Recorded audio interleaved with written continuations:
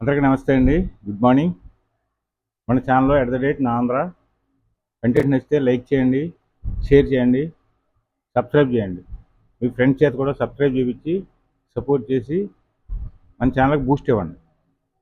ఇంకా మన వీడియో రెండు ముఖ్యమైన విషయాలు చెప్తామండి.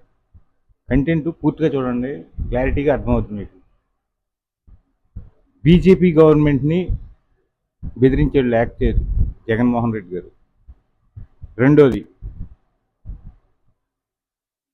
లండన్ వెళ్ళటానికి కూటమి గవర్నమెంట్ జగన్మోహన్ రెడ్డి గారికి సుగమం చేసింది. అది ఎలాగా? ఈ 2 పాయింట్లతో మాట్లాడుకుందాం. ఫస్ట్,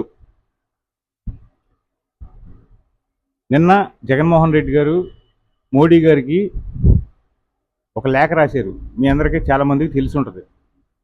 ఆ లేఖలో సారాంశం ఏంటంటే, అయ్యా మోడీ గారు, ఇక్కడ చంద్రబాబు నాయుడు కేసుల మీద కేసులు పెట్టి నన్ను వాయించేస్తున్నాడు, పైగా భక్తులను కూడా రెచ్చగొట్టి ఉనికి లేకుండా చేయాలని చూస్తున్నాడు.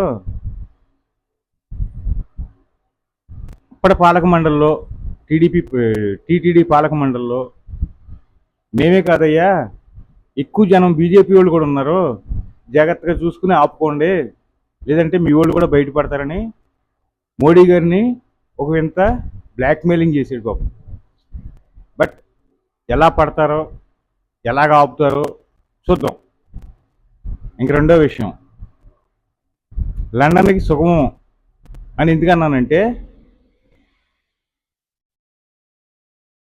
నిన్న కాక మొన్న జత్వాని కేసు, నిన్న తిరుమల లడ్డు,